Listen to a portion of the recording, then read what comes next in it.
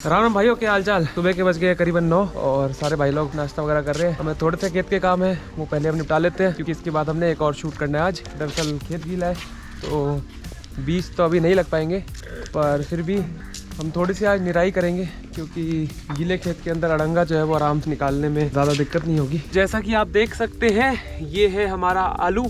यहाँ पे आलू उगा है क्योंकि हमने आलू को हार्वेस्ट करना था और इसीलिए हमने आलू को यहाँ लगाया था। लेकिन ये जो सारी चीजें हैं, आलू नहीं है और ना ही हमने इनको बोया था, फिर भी ये उग गई हैं और इन्हीं को वीड्स कहते हैं। अड़ंगा भी कह देते हैं, खरपतवार भी कह देते हैं, अलग अलग नाम है। बहुत से लोग कमेंट्स के अंदर भी और जब भी पर्सनली मिलते हैं तो यही बोलते हैं कि ऑर्गेनिक फार्मिंग के अंदर वीडिंग एक बहुत भयंकर समस्या है, क्योंकि इसमें कोई केमिकल डाल के हम इस घास को मार तो सकते नहीं।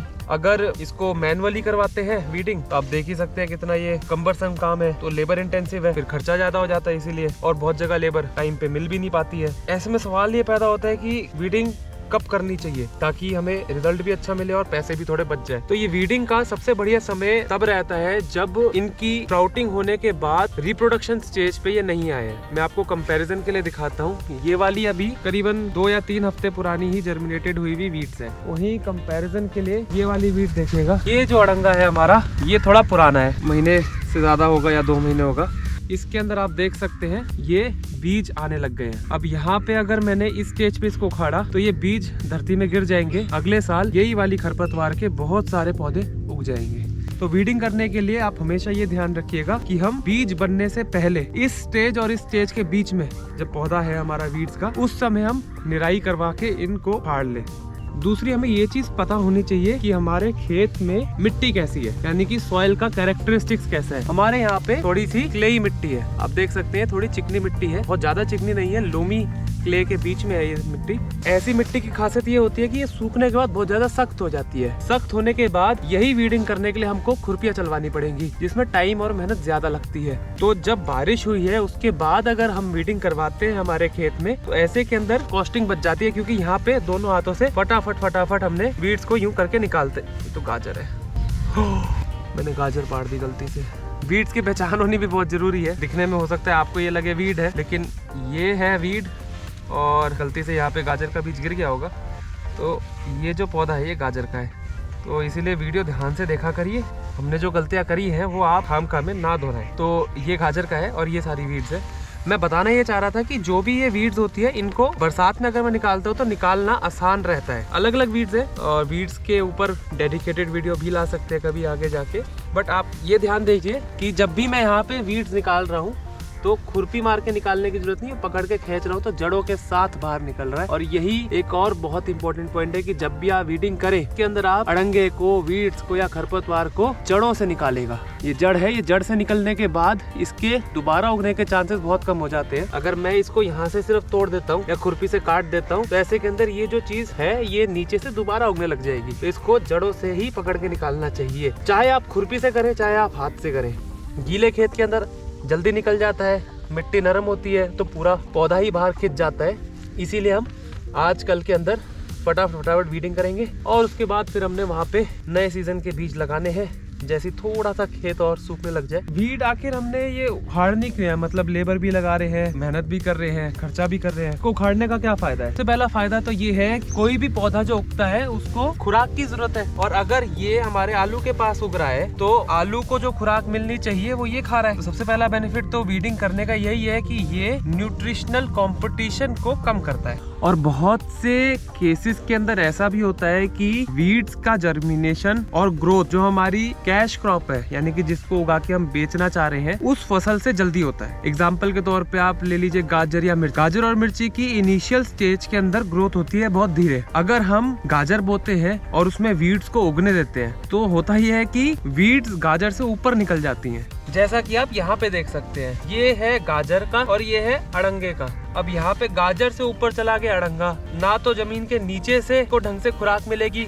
क्योंकि अगर ये पौधा इससे ऊंचा है तो इसकी जड़ें भी ज्यादा गहरी होंगी, ना ही ये इस गाजर पे सनलाइट को आने देगा क्योंकि ये तो इसकी कनोपी के नीचे ढक गया। अब दूसरा फायदा हमें वीडिंग करने से ये मिल जाता है, अभी तो ये छोटे हैं लेकिन जब ये बड़े हो जाएंगे तो यहाँ पे बहुत ज्यादा पत्तियां होने लग जाएंगी। और जब मैं आलू में कोई भी स्प्रे करता हूँ तो वो स्प्रे इस पत्तियों के साथ साथ इन पत्तियों पे भी जाएगा और हमें स्प्रे इसलिए ज्यादा मारना पड़ेगा। तो वीडिंग करने के बाद स्प्रे की एफिशिएंसी भी बढ़ जाती है। और तीसरा बेनिफिट हमें वीडिंग करने से ये मिलता है कि जितने भी कीड़े मकोड़े हैं जो खेतों के अंदर बीमारियां लाते हैं या सकिंग पेस्ट हैं जो हमारे पौधों में यील्ड को कम करते हैं, अड़ंगा ज्यादा होने के कारण उनको भी कंट्रोल करने में बहुत दिक्कत आती है क्योंकि इन लोगों के लिए इधर अड़ंगे के अंदर छुपने की बहुत जगह मिल जाती है। पेस्ट मैनेजमेंट के अंदर भी फील्ड सैनिटाइजेशन और वीड को कंट्रोल करना बहुत जरूरी रहता है। और चौथा, हमें रेगुलर वीडिंग से फायदा ये मिलता है कि जब हम छोटे के अंदर ही अड़ंगे को निकाल लेते हैं और उसको सीड फॉर्मेशन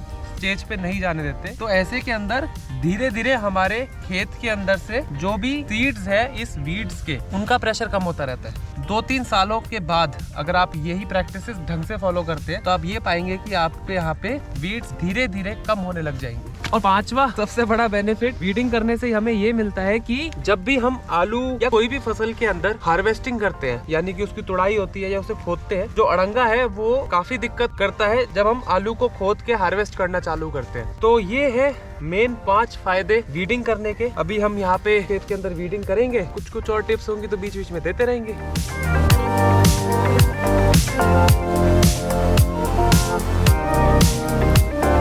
और ये जितने भी वीड्स हैं ये टोटली वेस्ट नहीं है, हम इनको कंपोस्ट बना सकते हैं। डिकम्पोज करके ये अच्छा सा हमारा ऑर्गेनिक मैन्योर तैयार हो जाता है। नहीं तो आप इसको अपने जानवरों को, पशुओं को भी खिला सकते हैं। गाय को हम चारे में डाल के दे सकते हैं, नहीं तो मुर्गियां भी बहुत चाव से खाती है इनको। पर वो अपने आप में एक दूसरा टॉपिक है जिसको हम किसी और वीडियो में कवर करेंगे कभी।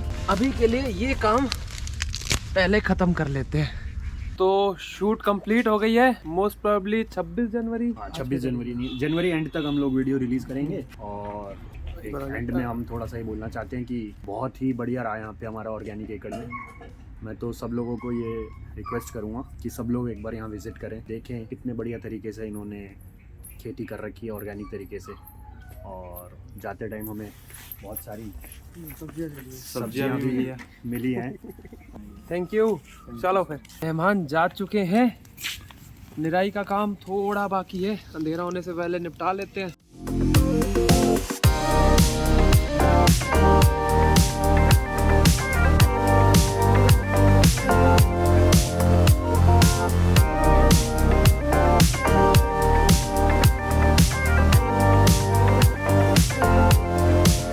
उपलों की दवाई और बनानी है थोड़ी। आलू के अंदर हल्की सी लीफ कर्ल की समस्या आ रही है, तो आप लोगों के यहाँ पे भी इस तरीके से उपले लगाए जाते होंगे। लगाए जाते तो कमेंट करके बताइए कि उपलों का दवाई बनाने के अलावा और किन किन चीज़ों में इस्तेमाल होता है। इनफैक्ट यही आज का सवाल है। गाँव की लाइफ में तो, रूरल लाइफस्टाइल में तो लकड़ी से ज्यादा उपलों का इस्तेमाल होता है। तो कौन कौन से यूजेस हैं उपले के, उसका सही जवाब कमेंट्स में लिख के दीजिए। साथ में हैशटैग ऑर्गेनिक एकड़ लिख देना। और जिस कमेंट के सबसे ज्यादा लाइक आएंगे आपको पता ही है कि उनको फ्री गिव अवे मिलता है। Good evening. नमो नारायण नाम है ना आपका, if I am not wrong. कहाँ से आप? बिहार से भैया। अच्छा, बिहार में कौन सा जिला? वैशाली। वैशाली। और क्या करते हैं आप? हम तो भी BSc AGT कर रहे हैं भैया। क्या बात है, बहुत बढ़िया। तो आपने जो कमेंट करा था उसमें सबसे ज्यादा लाइक आए हैं आपके। चलो, तुम्हारी मेहनत सफलता में बदली है। तो आपको ऑर्गेनिक फार्मिंग के बेसिक पैकेज में जो तीनों कोर्सेज मिलते हैं वो हमारी टीम की तरफ से और मेरी तरफ से आपके लिए कॉम्प्लीमेंट्री है। कैसा लग रहा है? हमको तो बहुत बढ़िया लग रहा है। चलो यार, बहुत अच्छा लगा मुझे बात करके। ठीक है भाई, शुभ रात्रि, गुड नाइट। ठीक है, मिलेंगे बहुत जल्द। बहुत जल्द। तो आज का सवाल तो मैं आपको वीडियो में बता ही चुका हूँ, आपने मिस कर दिया है तो पीछे जाके देखो।